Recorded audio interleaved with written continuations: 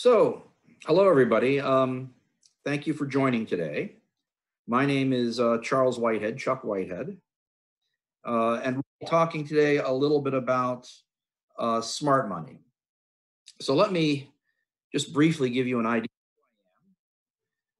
before we start to talk a little bit about today's topic, smart money investors. So I'm based in New York. I'm currently a professor at Cornell University in New York. But in fact, I have a little bit of an unusual background for a professor. I spent many, many years on Wall Street, as well as in London and Tokyo. So my background actually is finance. I happen to be a law professor, so my background is also in law, but I spent many years as well as a banker. I was a managing director at a company called Nomura Securities. You may or may not be familiar with them. They were actually the world's largest investment bank when I was there. They were based out of Tokyo, but they had huge operations in New York. I was in the New York office. They happened to also be one of the early investors, smart money, into Silicon Valley.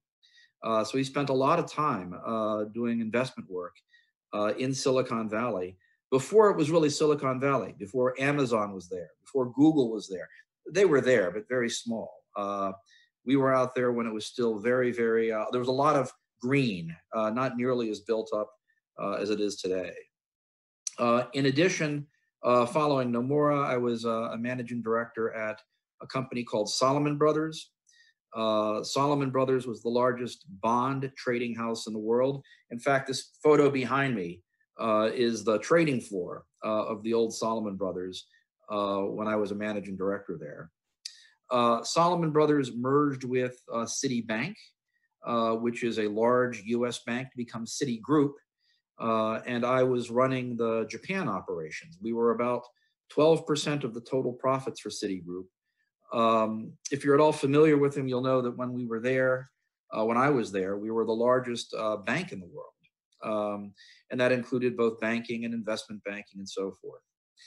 In Ukraine, I've had the great fortune to work with an incubator called AO Business Incubators, where I'm a co-founder.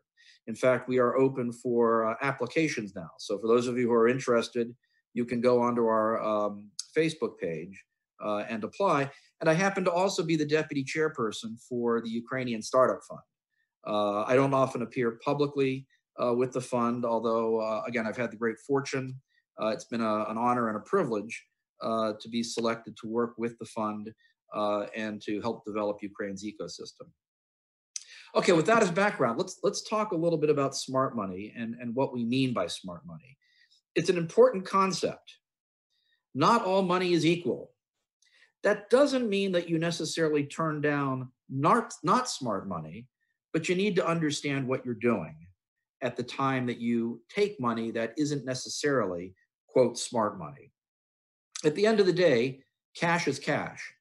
And if you need the funding in order to move forward, that's fine. You may have no choice but to take whatever the funding is, whether it's smart money or not. But you at least need to understand how smart money thinks. How cash that is coming in from investors who are sophisticated and with experience, how they will think about your team, how they will think about other investors. It's an important part of the startup process. Let me mention, by the way, before I get too far, I would be thrilled with any questions you might have. So as I'm speaking, if you have questions, please feel free to raise them. I am more than happy to address them. No need to wait until the end. You can type them up in the chat box there, and they will be forwarded to me. Again, happy to address them as I'm speaking. Okay, so what do we mean by smart money? Smart money typically is a reference to a sophisticated investor. It could be someone in Ukraine. It could be someone outside Ukraine that has a strong reputation, not simply for investing in good companies, but also for working with good companies, really having experience in the sector, having experience in developing businesses, perhaps businesses like your business, really who are looking to work with you as an advisor, as well as a partner, more than just simply being an investor. Very often, they are focused on trying to build out the connections, the network, the people that might benefit your business. Because they're in the industry, because they've invested in other businesses, they may have a special expertise in your type of business. It means they're going to know others who may be able to assist you as well. These could be partners, these could be distributors, these could be other support services, lawyers, financial managers. And so the idea behind smart money is not simply the money alone. The idea is to build upon the reputation, the expertise, the experience of the investor on top of whatever cash investment you might receive. Another way to think about smart money is it very often attracts other money.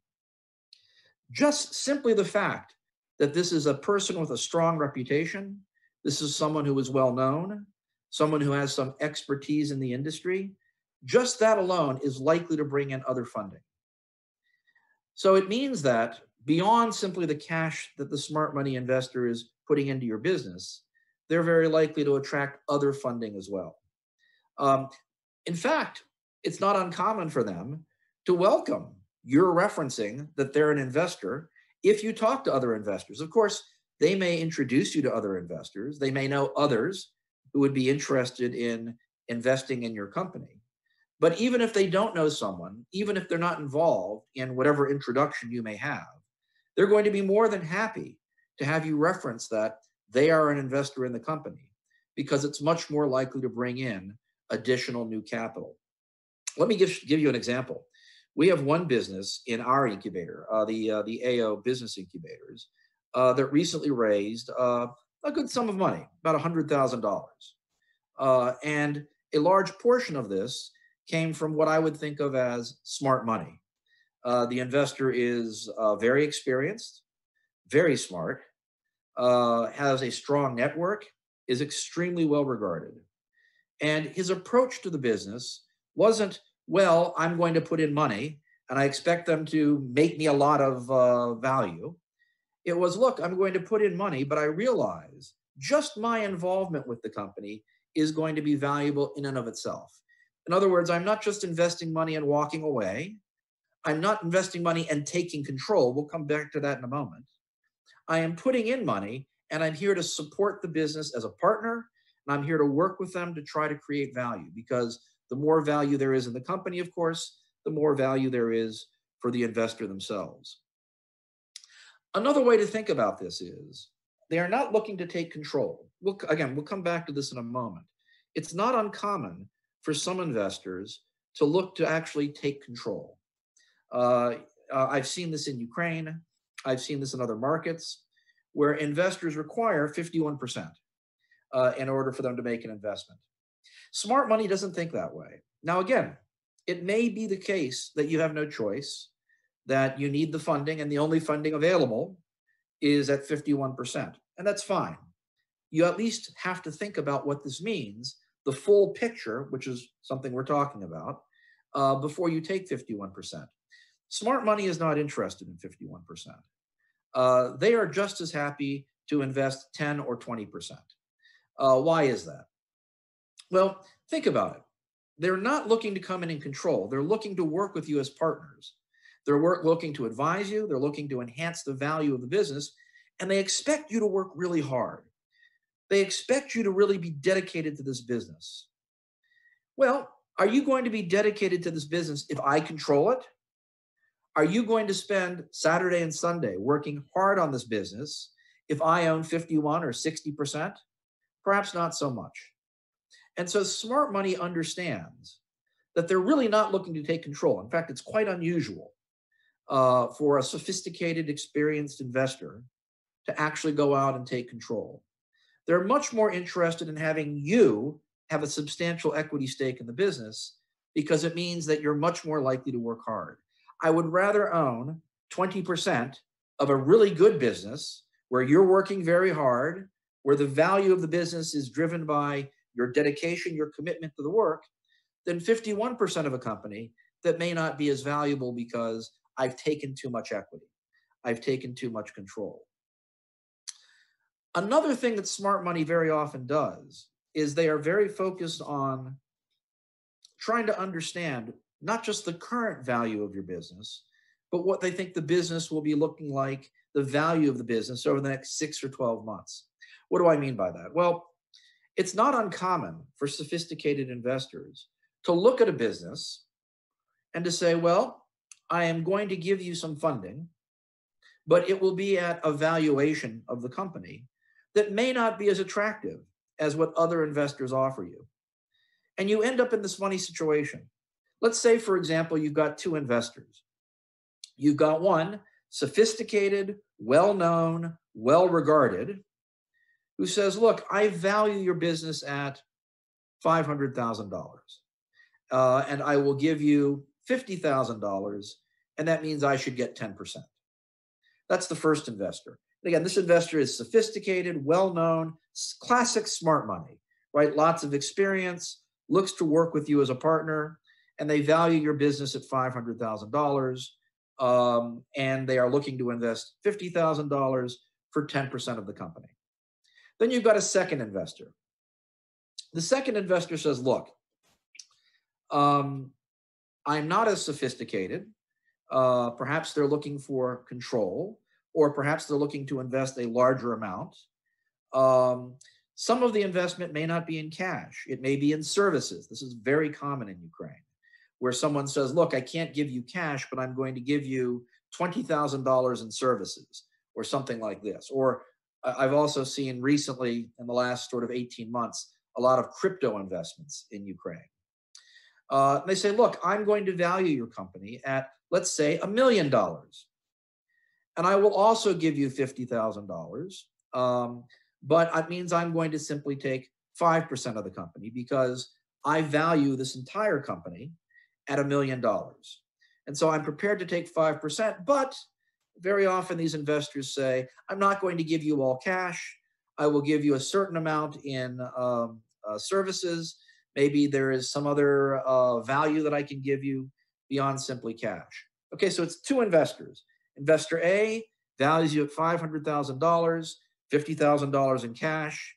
Investor B values you at $1 million, is looking to give you also $50,000, but instead of for 10%, for 5% of the company, but maybe not all cash, maybe some of it's in services.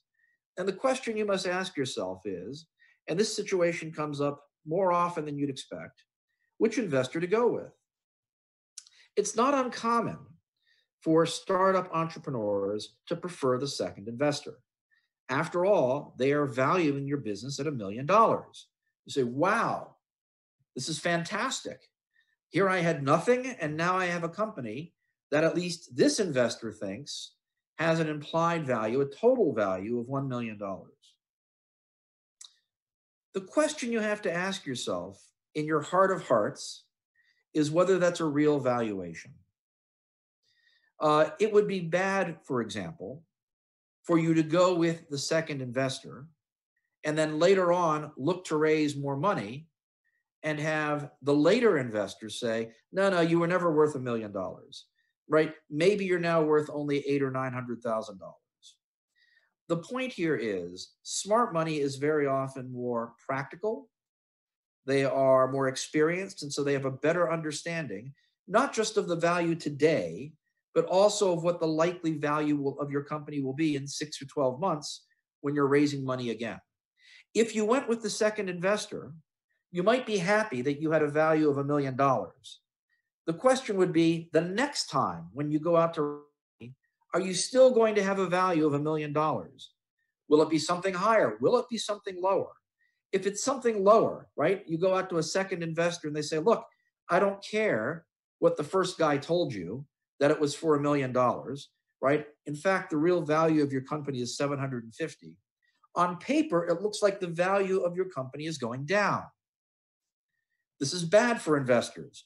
The initial investor is not going to be happy, right? He invested thinking the value was $1 million.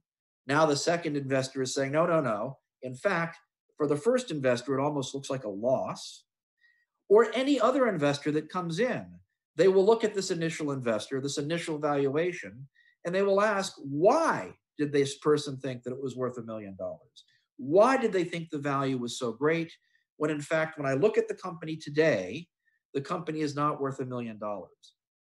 Another way of saying it is, smart money with a lower valuation, that first investor, may actually be better for you than not so smart money with a higher valuation, not because of that initial investment, but because of the second investment, the later investors that you're looking to bring in and how they will think about that initial valuation.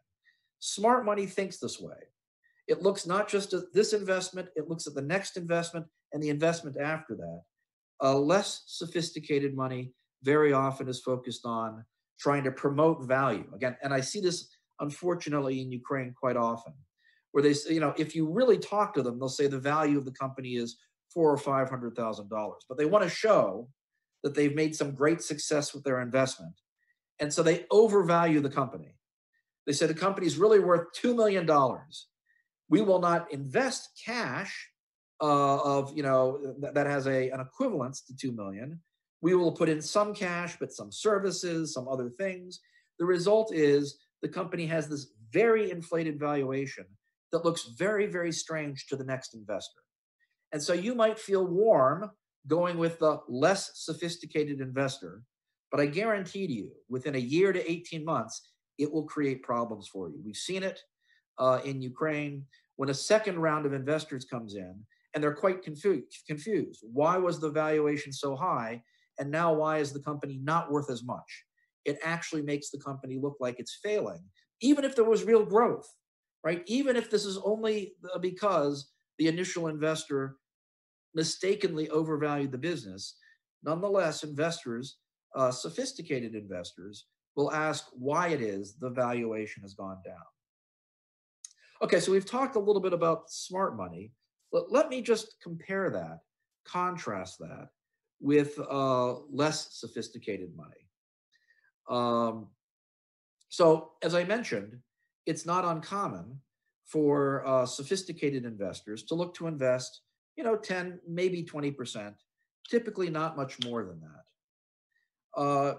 It is more common in Ukraine for investors to look to get a larger percentage. And again, the idea here is not control. The idea here is not, should I take 51%? Again, experienced investors aren't looking to control. The idea is to leave as much equity with you as possible. I know this sounds a little strange, right? Why would an investor want to have you have a lot of equity?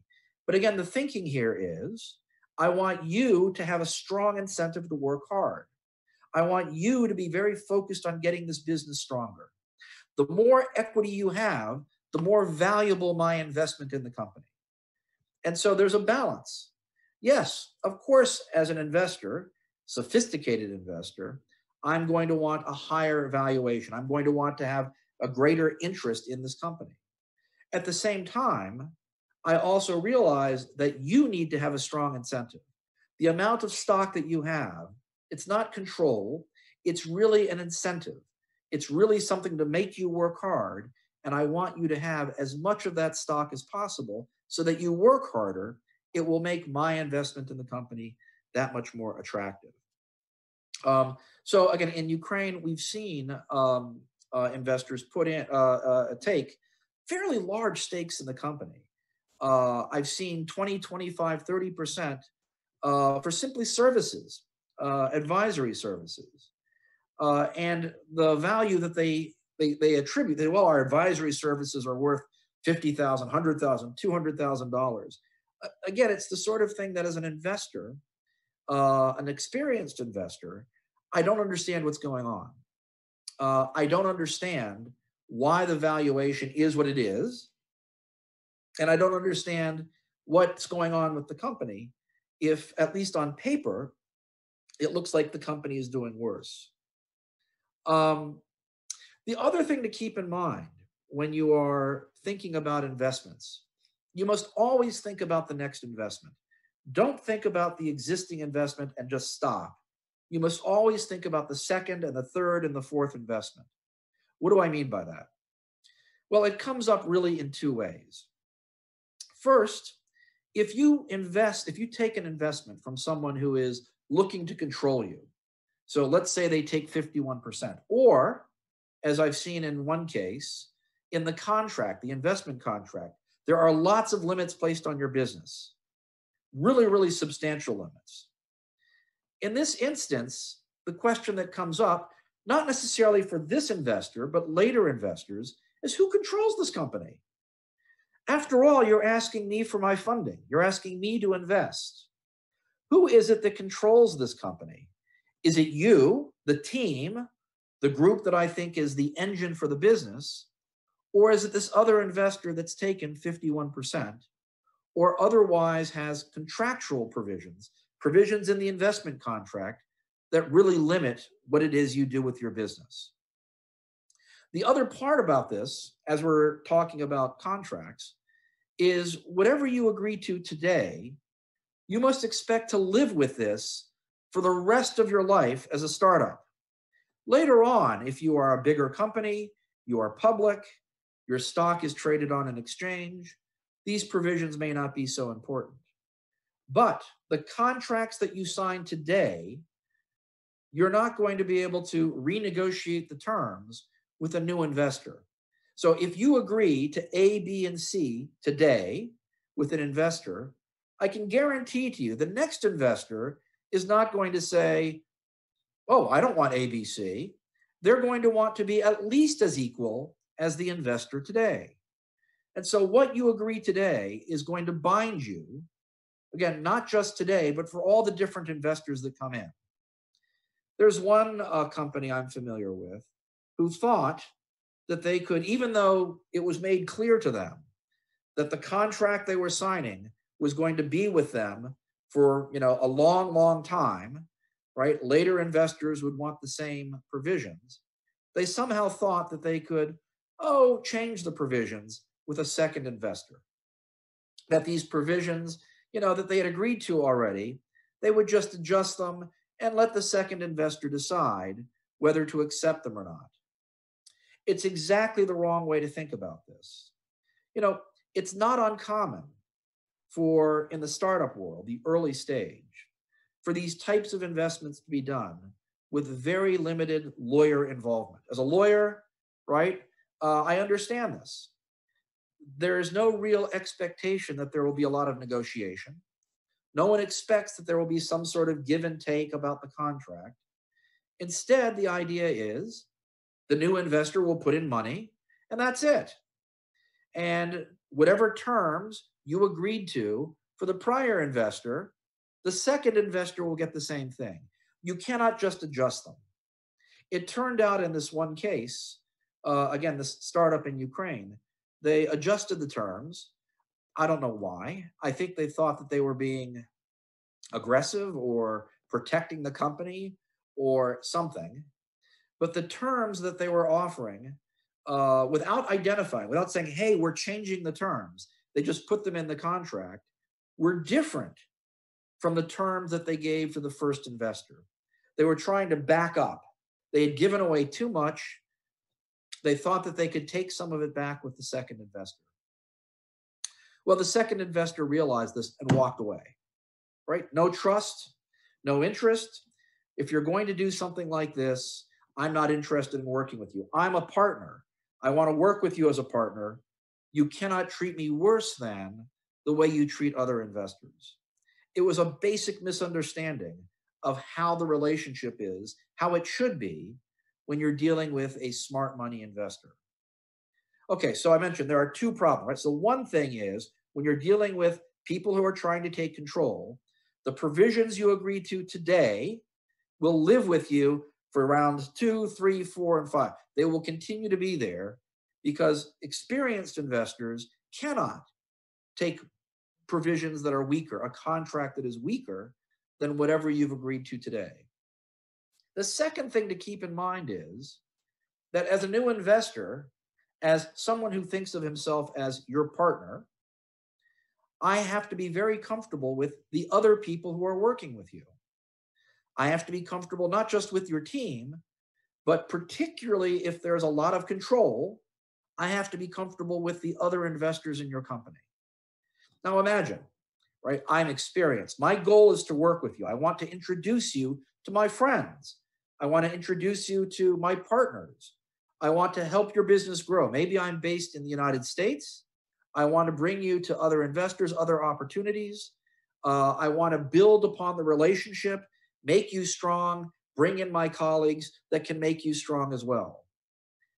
How comfortable am I to do this if the first investor that's come in has taken a position in the company that is very strong, maybe controls the business, someone who I don't think is thinking about being an investor in the same way that I think about being an investor? In other words, I think about being an investor 10 or 20%, not as control as a partner. This other person, this first investor, someone who owns 25, 30, 51%, it looks as if they are trying to simply take economic value from you, that they are looking to control, that they are not looking to be your partner. Do I, as the new investor, do I want to be a partner with this type of person? Probably not so much. And so again, how you do things today, who you invest with today, how you structure the investment today will be very much a part of the second, the third, the fourth round of investments that you're looking to receive. Another way of saying it is the second round of investments, the third round of investments are negotiated, are structured within the shadow of the first round of investments. You cannot think of them as separate. They are each related, and who you work with in the first round will affect who will invest in the second round, who will affect who invests in the third round. And this is why smart money is so valuable, right? Back to my earlier point. If you can bring in an investor who is well-regarded, experienced, strong reputation, someone who is not looking to control, wants to assist you in creating value so that you benefit and he benefits, this is your first investor. The second, third, and fourth investors will be the same type of people. They will all be people that are thinking about the company in the same way. And so it's quite important for you when you are thinking about investors, whether they are in Ukraine, outside Ukraine. Again, think about it not just in the context of the money I receive now, but think about it also in the context of what sort of investor, what sort of business do I think I'm going to build, in my second, third, fourth stage as I continue to raise capital. Just as an aside, this is one of the reasons why the Ukrainian Startup Fund is so valuable. As I mentioned, I'm the deputy chairperson of this fund, and I've been privileged with the opportunity to work with this fund. It's a way to provide capital without creating the sorts of problems that might come up if you have an investor who is not necessarily smart money, right? It's a way for you to get access to capital, $25,000, $50,000. These are done as grants, so you don't need to worry about equity. You don't need to worry about investors. It gives you funding at an early stage when you are most likely to have to deal with investors who maybe are trying to take control. It gives you a chance to raise capital, get stronger, so that you have a better chance to deal with smart money, but not have to worry about having this problem of a prior investor or prior investment terms that may not be so attractive. Okay, so what is it that smart money looks for? First of all, let me focus on things that will be less relevant. There is a concern that because many of you are based in Ukraine, that this is something that smart money will not do. It's just not true. We've had investors from around the world who have invested in startups that come out of our incubator. This is true not just for AO, it's true for other businesses as well. There are some issues with being in Ukraine, right? There are issues involving regulation, intellectual property rights, concerns about corruption. But these are all issues that lawyers can work with and that business people, investors, particularly investors who are willing to invest in startups outside the United States, These are things that they are familiar with. It may be the case that at some point you will incorporate not just in Ukraine, maybe you create a second company in the United States. That's fine, right? That's the sort of thing you can think about in the future. But just the fact that you're in Ukraine, your operations are in Ukraine, the fact that you're in Ukraine does not mean that smart money is not interested. Number one. Number two,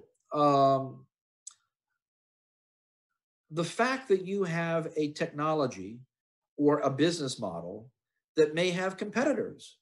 Again, this does not mean that you're not going to attract smart money. There are huge businesses where there's lots of competition. In fact, if you have no competition, it raises a natural question. Why are there no competitors? Is it because there's no market? Is it because your product is not in high demand? Is it because others have looked at this market and have decided it's not interesting? Again, virtually every market, every product that you work with, there will be competitors. The question isn't whether they're competitors. The question is what makes you unique, right? What makes you better than the competitors? What makes you tackle the same problem, enter the same market, but do it in a way that is unique? So again, being in Ukraine, not an issue. The fact that there are competitors, not an issue. Being small, not an issue.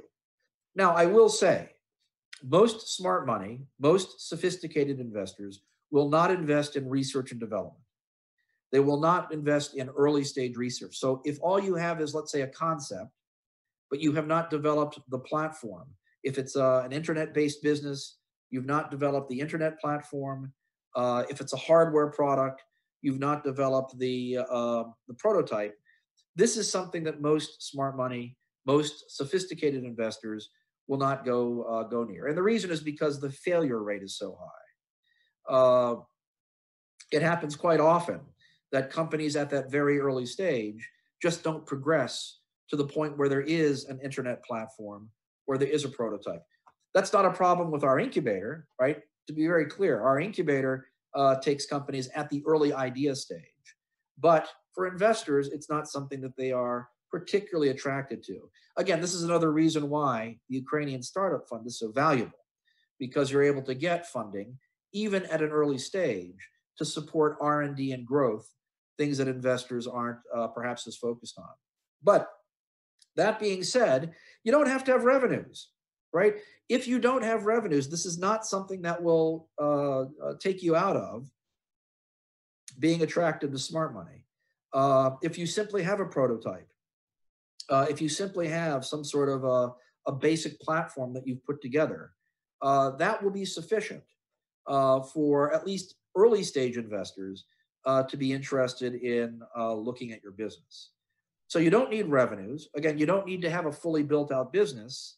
You do need to have something beyond basic R&D, right? Something beyond basic technology, something beyond a basic idea in order to be attractive to smart money.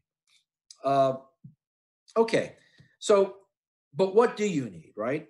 And really, it's the mirror image of how I was describing a smart money investor. Remember, a smart money investor is looking to partner with you. They are, of course, investing capital, but they bring a lot more than capital, right? Just their reputation alone is valuable. I mentioned we had one investor.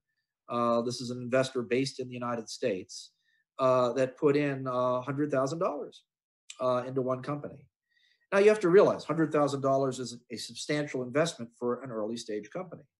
But more important was, this particular person is extremely well regarded, very knowledgeable, lots of experience. Many, many people know and would like to work with him.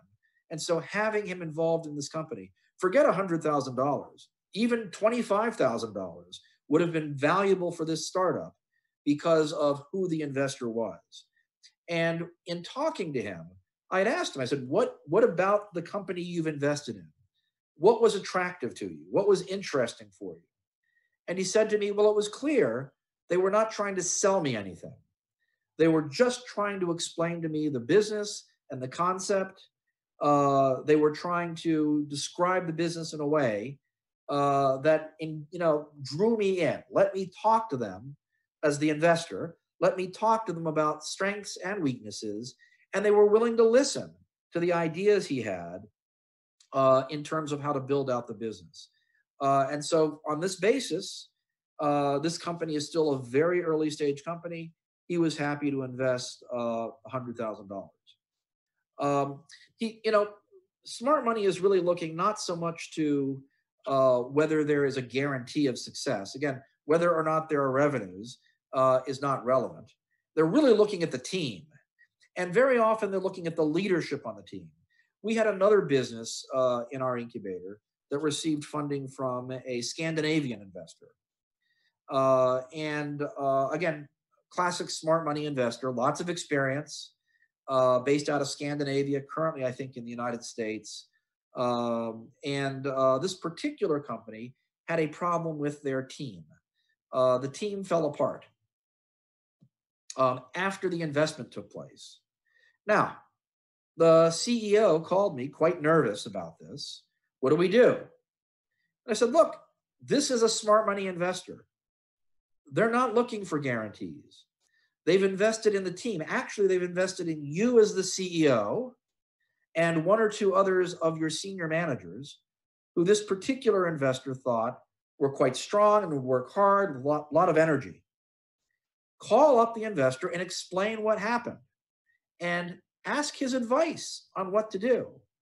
And that's what the CEO did. And the CEO was relieved, quite surprised that the investor said, yeah, it's okay. I understand. You lost your technology people. You lost, it's okay, right? My focus, said the investor, my focus is on you. And I know so long as you are focused on this business, it will be fine, right? There is lots of risk in a startup. There's real risk the team will walk away, for example, or there's risk that something will happen like a quarantine that you could not anticipate. Smart money understands this, right? They're not looking to take advantage of you when this happens. It's something they expect to happen when they invest. What they do expect is you will work with them as a team, that when these problems come up, you'll call up the investor and say, hey, we have this problem, and perhaps get some really good advice from this experienced investor on what to do. So they're looking for a team that is energetic, that is committed, that will work hard. This is particularly true if the investor is not in Ukraine. If the investor happens to be in Asia or Israel, Dubai, the United States, we've had investors, or Europe, from different parts of the world. Look, they're not in Kiev. They're not in Dnipro. They're not in Odessa. They cannot see every day whether you're at work, what it is you're doing about your business. So they have to be very comfortable with the team, and they will focus on the team and decide whether or not the team is worthwhile, right? If they're experienced, they understand that even though not everything will be done, the product may not be done, the platform may not be done, the management team may change, so long as the core people, the ones they are investing in, are people they are comfortable with, energetic, working hard, will work with the investor, they're comfortable making this investment, even if they're not in the country. They also want to know whether or not you have thought through who your customers are, what your market is, whether or not the product, the service that you are creating fits well within that particular market.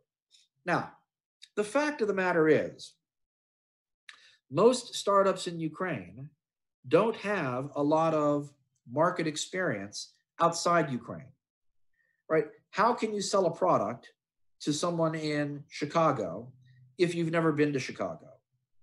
How can you sell a product or a service in Singapore if you've never been to Singapore, if you don't have a partner in Singapore? Again, that's okay. Very often, if we're dealing with whether the money is in Ukraine or outside Ukraine, a sophisticated investor, someone with experience, they're going to want to know not whether or not you have figured out exactly Singapore, not whether or not you have experience in Chicago. They will want to know that you are at least thinking about these issues and trying to understand them better, right? Okay, I understand you don't know Chicago. What are you doing to investigate your market? Are you talking to people? Are you on the internet? Are you thinking about issues that might be relevant to customers in Singapore? What are ways that you are thinking about expanding your business to be relevant outside Ukraine? We have one business, for example, that received, again, a substantial investment from a smart money investor with basically no customers. They expect that most of their business will come from the United States. Now, this particular team happens to have some American partners in the team. But even so, there is really no experience. This particular business that they are creating has never really been done in the United States. That's not to say there aren't competitors. There are competitors, but their particular approach is quite new. So they don't really have a customer base. They can't point to other products or other services to say, well, look, this business did it this way. Here's the investigation. Here's what we did in order to, grow the business in a particular way. What they did have was a plan for how they would expand the market. It was a very smart plan for how they would grow customer use of their platform. Again, they themselves couldn't say that they had investigated Chicago or investigated Singapore, but they had a very clear idea of how they could create more interest in their business, attract more attention to their business, and in the process, understand better what customers in Chicago or Singapore or Germany or whatever would be interested in. The point here is the investor wants to understand how you think. They're looking for partners. They're looking to work with you. They're not looking necessarily for final answers. In fact, it would shock them if you have final answers. What they are looking for is this a team that I can work with who will take my suggestions? That doesn't mean follow his direction. You could disagree with him. It's okay. It's your business. But at least consider the suggestions, talk to the investor, perhaps work with the investor to think about issues like markets and customers and so forth as a way to grow value for you and as a way to also grow value for the investor. Okay, so we've been talking for a bit. Let me just check quickly. Are there any questions that have come in?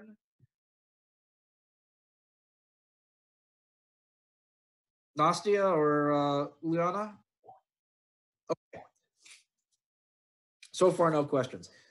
Let me go back and talk a little bit more about, again, the value of smart money and what it is we're talking about when we are thinking about funding that is a little bit more sophisticated.